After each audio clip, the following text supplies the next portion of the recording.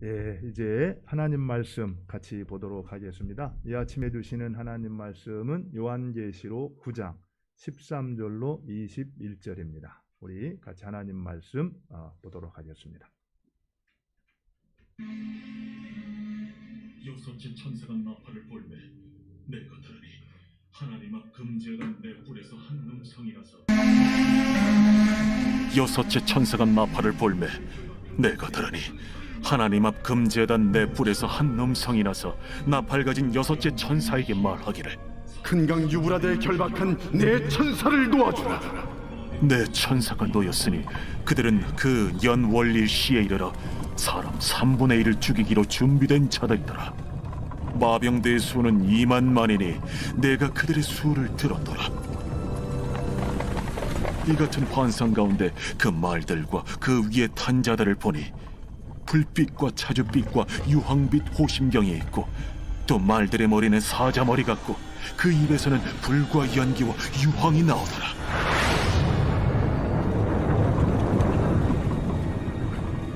이 세 재앙 곧 자기들의 입에서 나오는 불과 연기와 유황으로 말미암아 사람 3분의 1이 죽임을 당하니라. 이 말들의 힘은 입과 꼬리에 있으니 꼬리는 뱀 같고 또 꼬리에 머리가 있어 이것으로 해하더라. 이 재앙에 죽지 않고 남은 사람들은 손으로 행한 일을 회개하지 아니하고 오히려 여러 귀신과 또는 보거나 듣거나 다니거나 하지 못하는 그 문통과 목석의 우상에게 절하고 또 그 살인과 복술과 음행과 도둑질을 회개하지 아니하더라. 예, 뭐가 예, 지난주에 그 전직 대통령 한 분이 이제 그 세상을 떠났습니다. 이제 그 기사가 이렇게 그 인터넷이나 이제 미디어를 통해서 드러날 때 계속해서 나왔던 말이 무슨 말이냐면은 끝까지 사과하지 않고 떠났다라는 그런 말이었어요. 실제로 정말 그 바로 전에 한 달 전에 또 한 분이 또 이렇게 세상을 떠나셨지 않습니까? 근데 그때는 떠나기 전에 사과를 하고 이렇게 떠났기 때문에 그래도 어떻게 보면은 이 피해자라고 볼 수 있는 분들, 그분들 마음 가운데는 정말 정직한 어떤 사과만 있다라고 한다면은 기꺼이 내가 용서하겠다라는 그런 마음들이 있었어요. 그래도 그 전에 있던 분은 그나마 그런 이제 용서할 수 있는 마음, 또 그런 것들이 이루어져서 그래도 아픈 마음을 가지고 살았던 그분들이 용서함으로써 그것으로부터 해방될 수 있는 그런 기회가 있었습니다. 그런데 이제 이 지난주에 세상을 떠난 분은 끝까지 그 일을 하지 않았어요. 그래서 그분도 역시 이제 이렇게 사과할 수 있는 기회를 이제 놓친 거죠. 그뿐만 아니라 용서만 구한다면은, 잘못했다고 사과만 하면은 용서하겠다라고 가지고 있었던 그 마음, 그 마음에서 그걸 버리지 못하고 평생 살아야 될 그런 것들을 생각할 때 참 안타깝다, 이런 이제 생각들이 많이 들었습니다. 우리도 살아가면서 이제 대목마다 보면은 관계를 새롭게 회복하기 위해서 하나님께서 이제 회복할 수 있는 그런 기회를 허락해 주실 때가 있습니다. 그럴 때 우리가 그 기회를 놓치지 말고 붙들면은 우리는 관계가 회복될 뿐만 아니라 어떤 새로운 그런 이 풍성한 삶의 자리로도 우리가 나아갈 수가 있죠. 그런데 그런 기회를 우리가 놓쳐버리게 되면은 이제 더 이상 회복이라는 것은 기대할 수가 없다, 이렇게 볼 수가 있습니다. 그런 의미에서 하나님께서 우리에게 어떤 회복할 수 있는 기회를 주셨을 때 그 기회를 놓치지 말고 꼭 붙들 수 있는 우리가 되었으면 좋겠다, 이런 생각을 합니다. 예, 오늘 이제 말씀은 이제 6번째 이 그 나팔 심판에 대한 소개를 이제 오늘 본문을 통해서 살펴보게 되는데요. 여러분들이 이제 이 계시록을 볼 때는 항상 위치를 좀 정확하게 파악을 하고 말씀을 듣는 게 필요합니다. 지금 우리가 어느 단계를 거치고 있나요? 사실 이 계시록의 어떤 몸통이라고 볼 수 있는 이제 4장부터 이 18장 그 내용들의 내용을 보게 되면은 7 재앙의 시리즈로 되어 있거든요.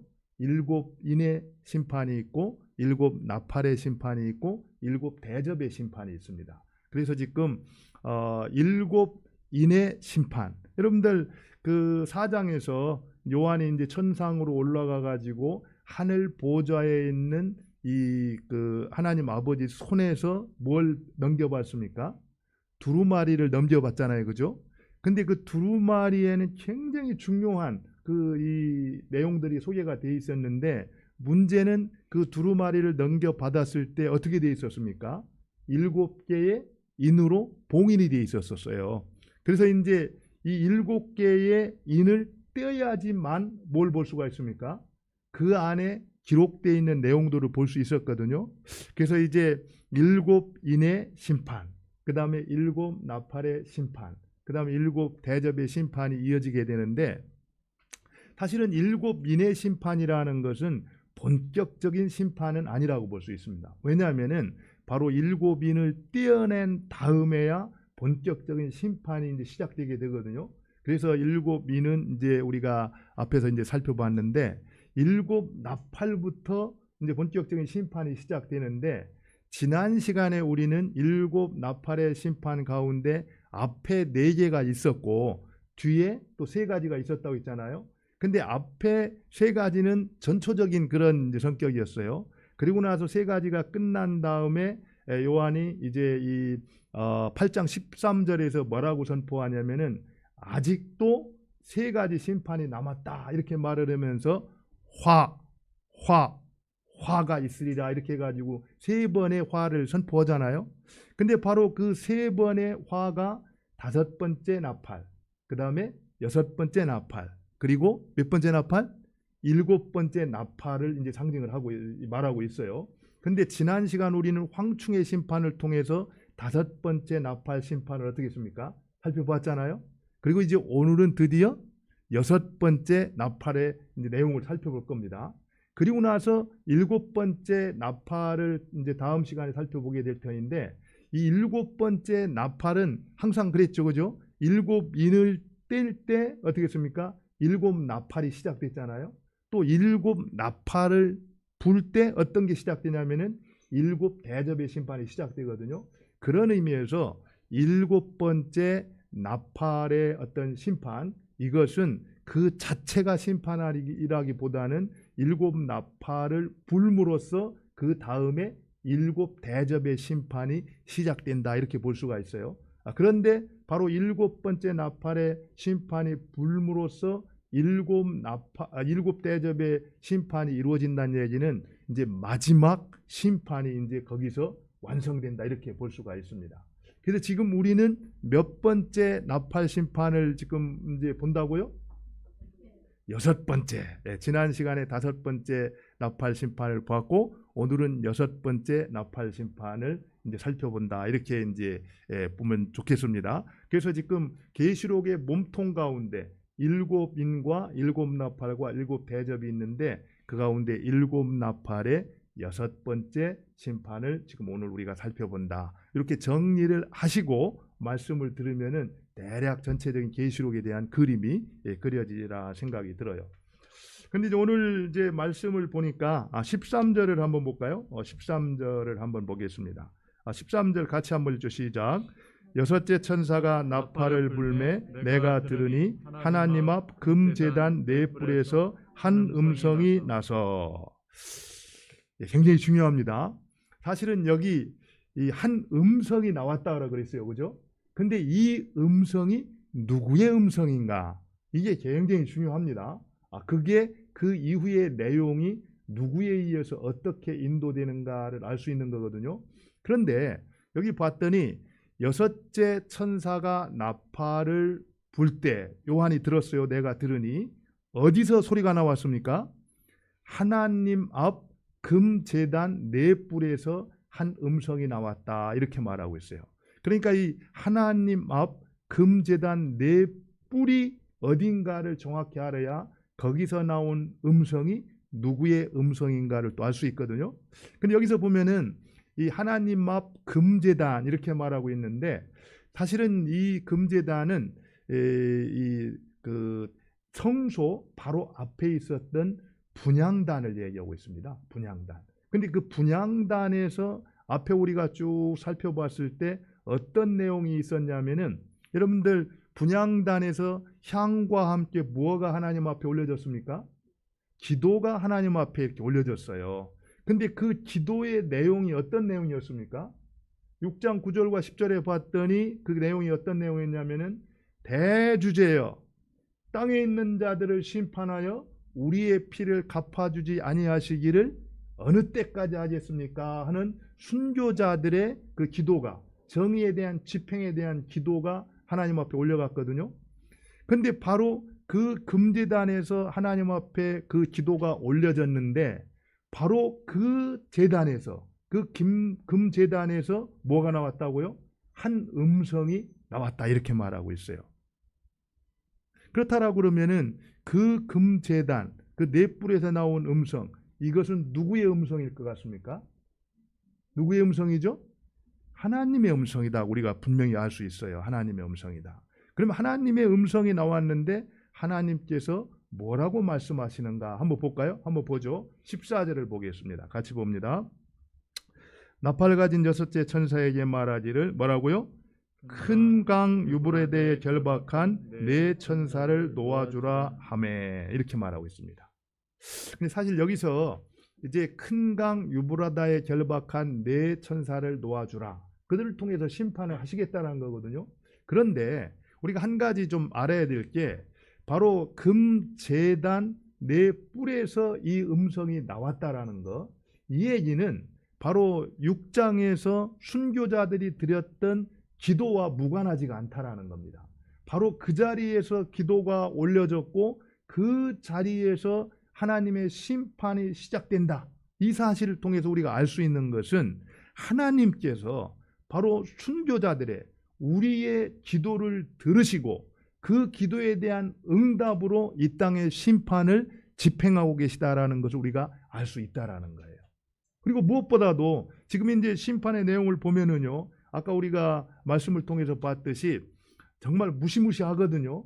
그래가지고선 이 땅에 있는 인구, 물론 이제 인맞지 않은 이제 땅에 속한 자들이에요. 3분의 1을 이제 죽이도록 하는 그런 엄청난 이 징계가 이 심판이 이루어지잖아요. 그래서 우리는 그런 참혹스러운 일들, 심판들을 이렇게 맞이하다 보면은 어떻게 하나님이 살아계시다면은 이런 일들이 일어날 수 있는가? 그러면서 하나님의 어떤 이 주권에 대해서 우리가 의심하고 회의를 할 때 있거든요.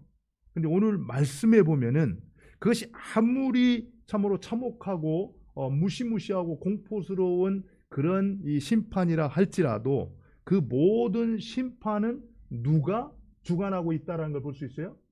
하나님께서 주관하고 있다는 겁니다. 그렇기 때문에 우리는 그 사실을 기억할 때 비록 우리가 당한 환난과 우리가 당한 고난이 심하다 할지라도 두려워할 필요가 없다라는 거예요.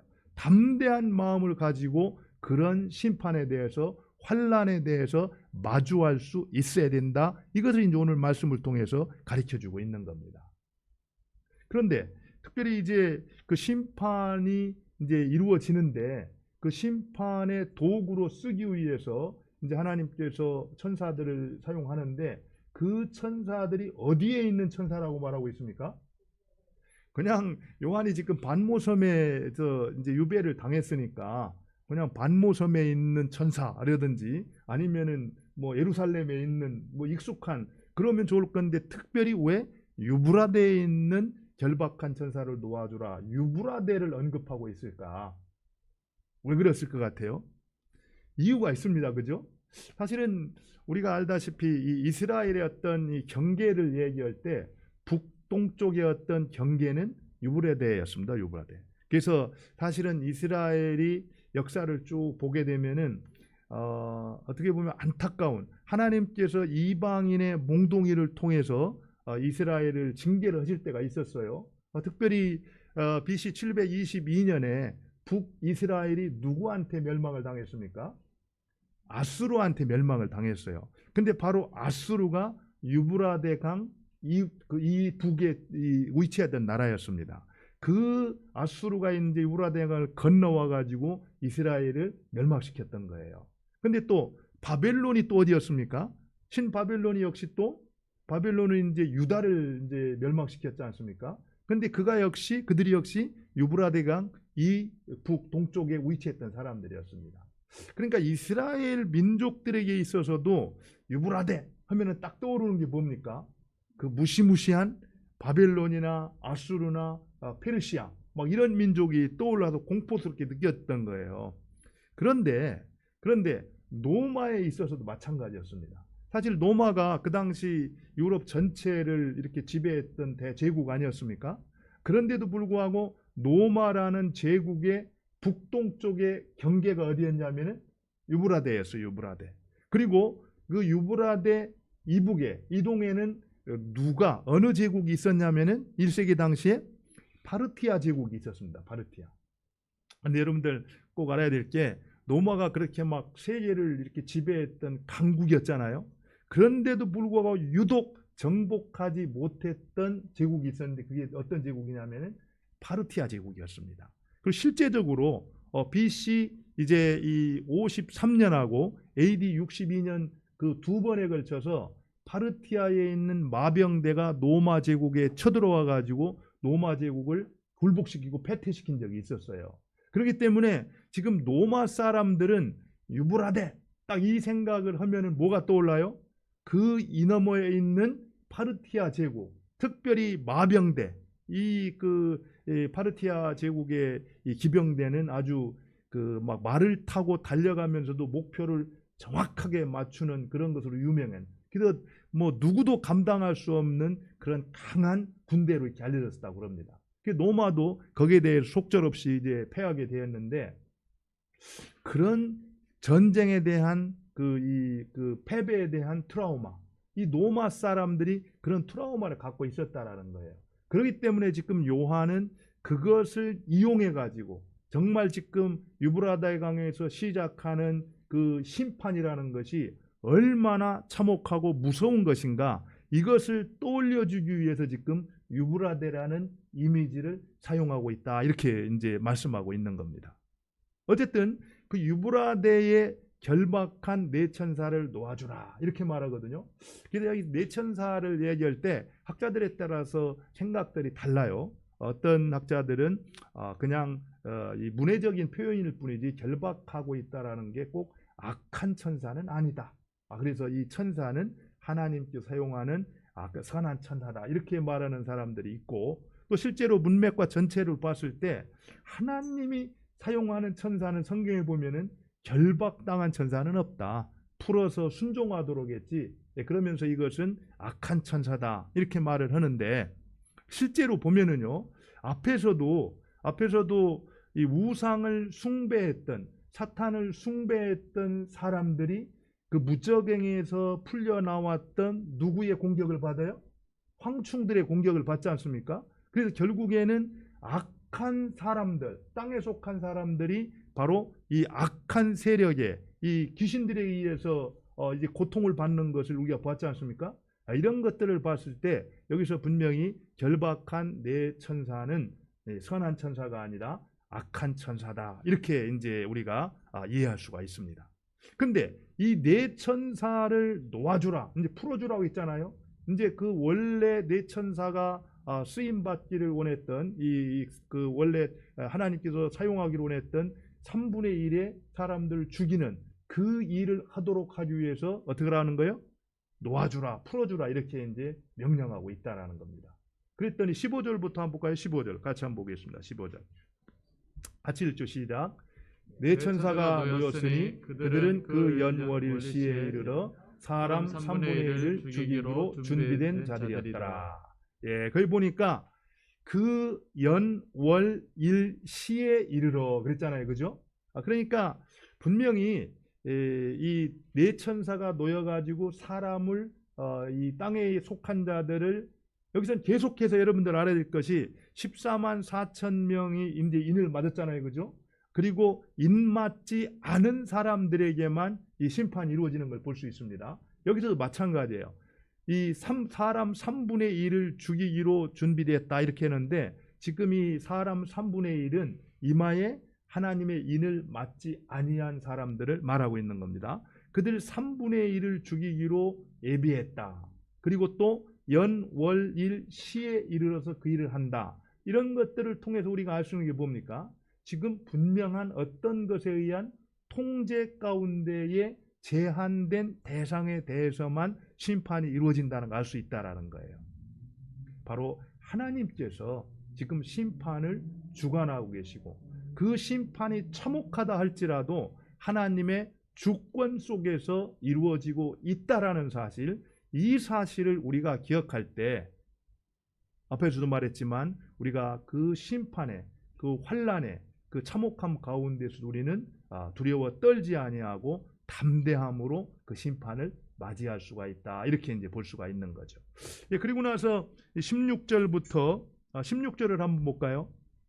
이제 그 네 천사가 풀어 놨더니 그 수가 어떤 수냐면은 마병대 수가 얼마라고 있습니까?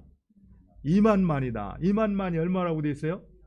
예, 우리 이혁재 집사님이 아주 그냥 자세하게 소개를 해놓았습니다. 2억입니다. 2억. 그럼 한번 여러분들 이 요한이 이렇게 딱 보았어요, 그죠? 봤는데 막 2억이라는 수를 딱 이렇게 무슨 막 그 이 수에 대한 기가 막힌 파악하는 능력이 있어서 파악을 했을까요? 그렇지가 않습니다. 이 얘기는 사실은 2만만, 원래 2만이라는 것 자체도 이제 무수히 많다라는 뜻인데 거기에 또 만이라는 것이 보태져서 정말 셀 수 없는 무수한 숫자, 이런 이제 표현이에요. 상징적인 표현입니다.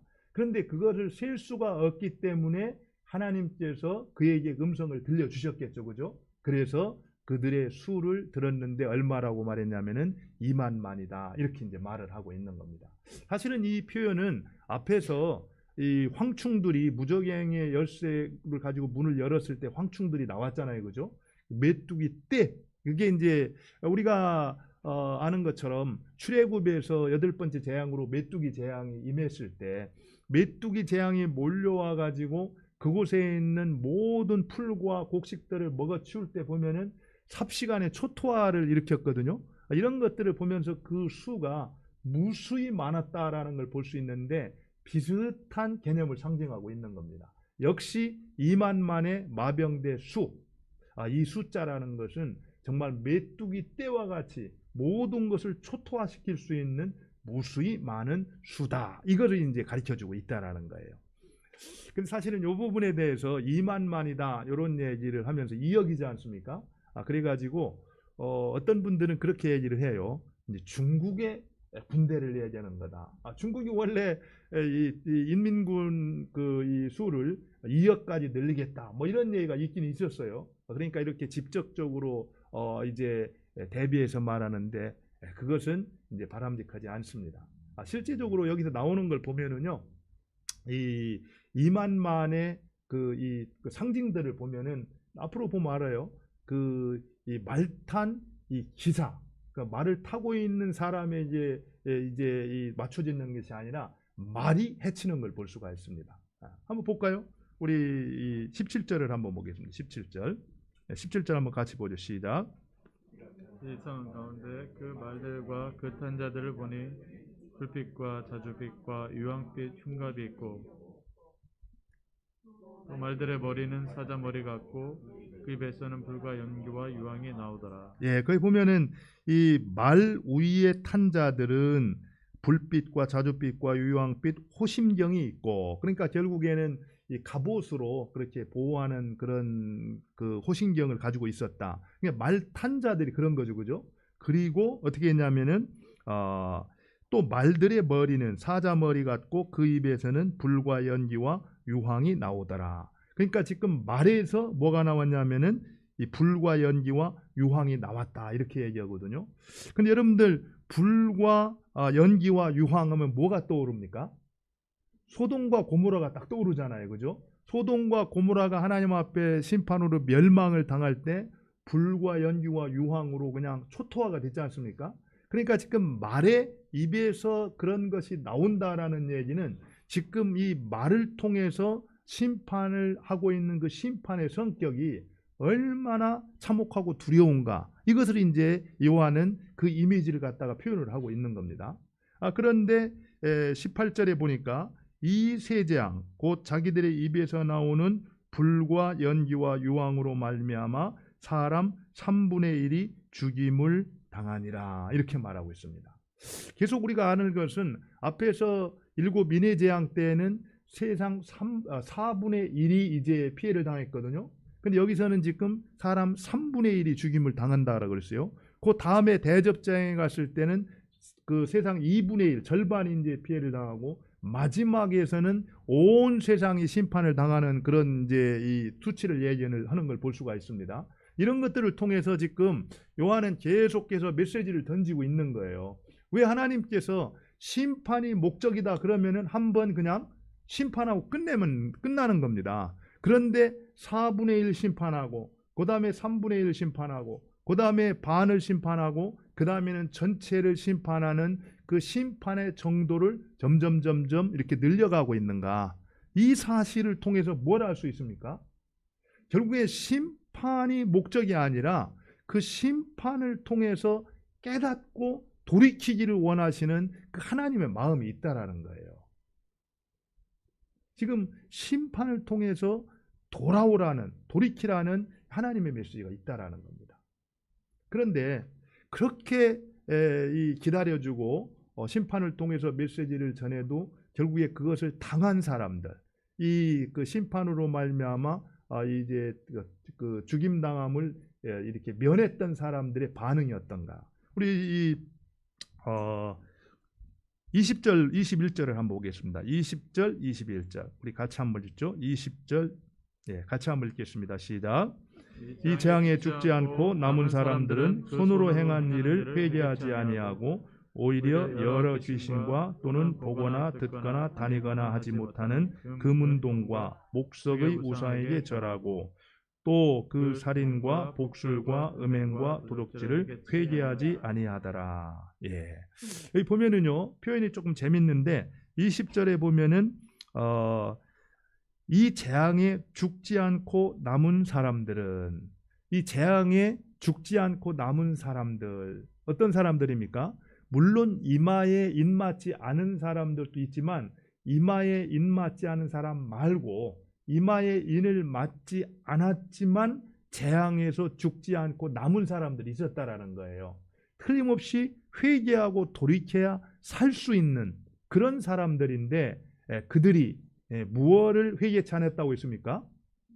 손으로 행한 일을 회개치 아니했다. 이 손으로 행한 일, 이건 굉장히 중요한 표현이거든요.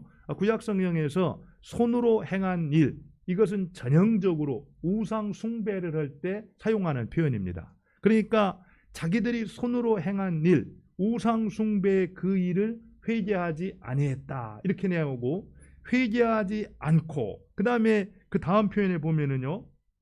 마지막에 금운동과 목석의 우상에게 절하고 이러거든요.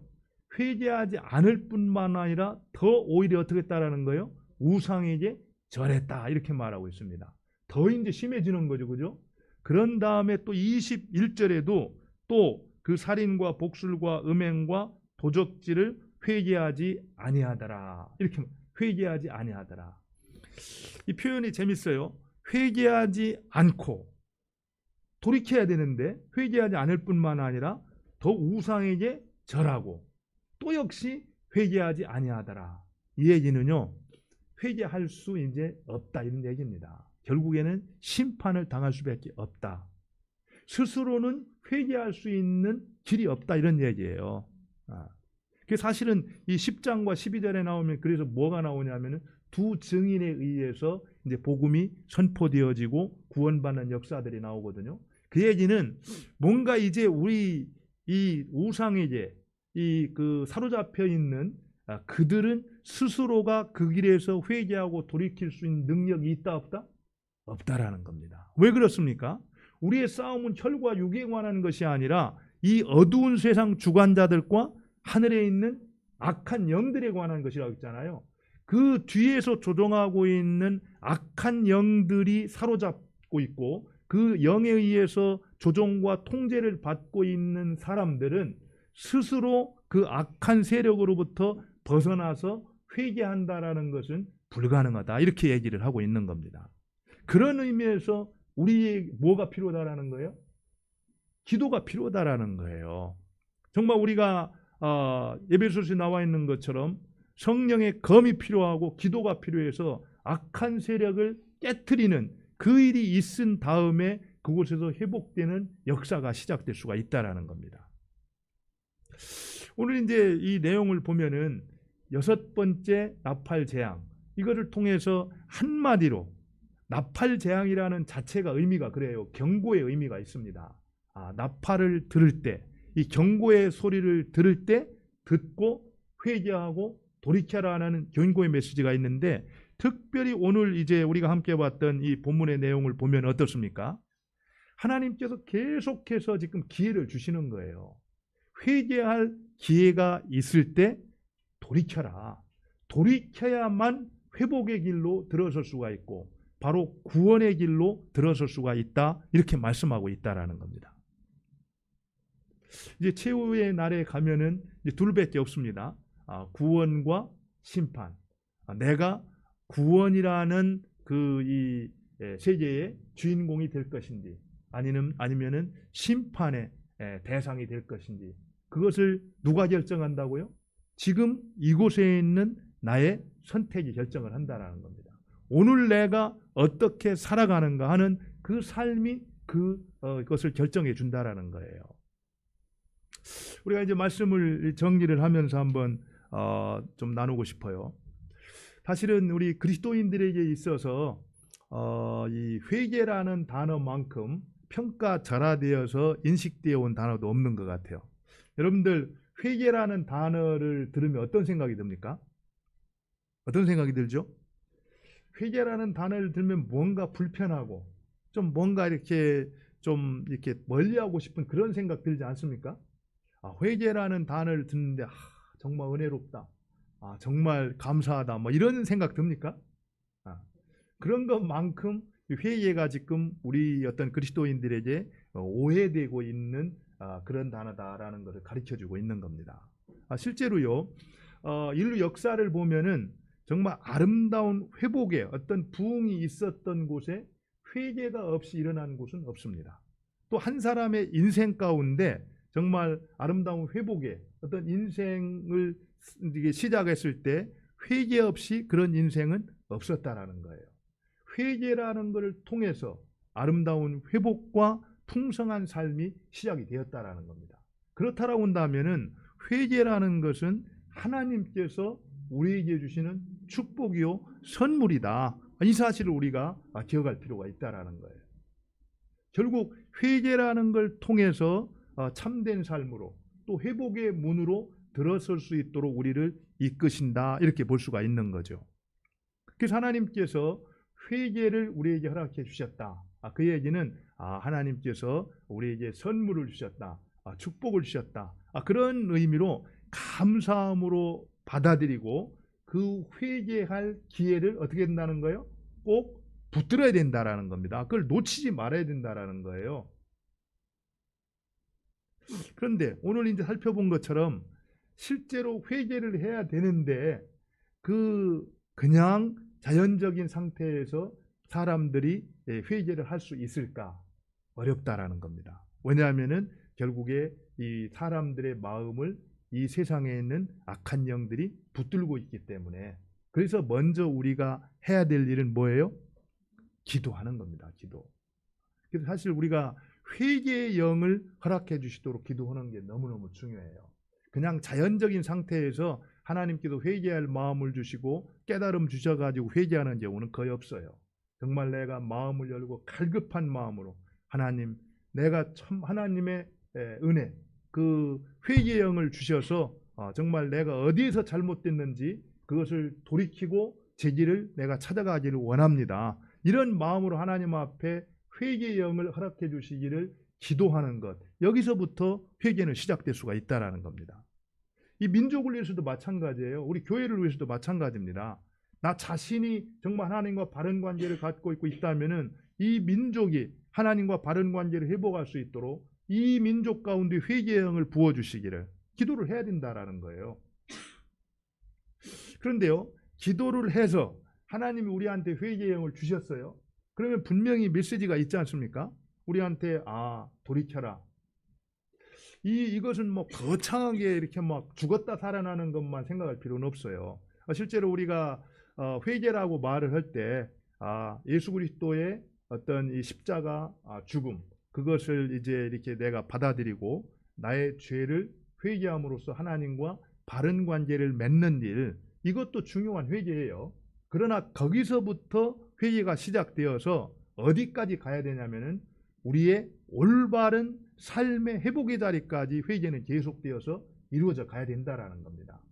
하나님과 관계가 회복되었을 뿐만 아니라 이 땅에서 매일매일 살아가면서 하나님께서 내가 그렇게 살아가는 거 기뻐하지 않는다, 거기에서 돌아서라, 이렇게 말씀할 때 기꺼이 회개하고 돌이킬 수 있는 그 자리까지 우리가 나가야 된다, 이렇게 볼 수가 있는 거죠. 어떻습니까? 여러분들 지난주 한 주간 이렇게 지내면서 뭐 부부 사이에도 될 수 있고 또 부모 자녀 간의 사이에도 될 수 있어요. 누군가가 한번 이렇게 정말 이렇게 뭔가를 거스리는 그런 표현을 했을 때, 그래서 내 마음이 탁 다쳐가지고 속상했을 때, 그때 이제 성령께서 어떤 마음을 주십니까? 그래도 가서 사과하고 서로 화목하기를 원한다. 성령 이런 말씀을 주시잖아요? 안 주십니까? 그러면 그런 상황에서 우리가 정직하게 인정을 하고 내 속상했던 마음들을 내려놓고 성령께 어떻게 해야 돼요? 순종해서 사과를 할 때 거기에서 회복과 화목의 역사가 시작될 수가 있다는 거예요. 우리가 하나님 앞에 기도함으로써 하나님께서 회개의 영을 우리에게 보내주시고 성령께서 우리의 마음을 가르쳐 주시고 지적해 주십니다. 그러면 그 다음에는 우리가 나를 고집하고 자기를 주장할 것이 아니라 성령의 인도하심이 어떻게 된다는 거예요? 순종을 해야 된다는 겁니다.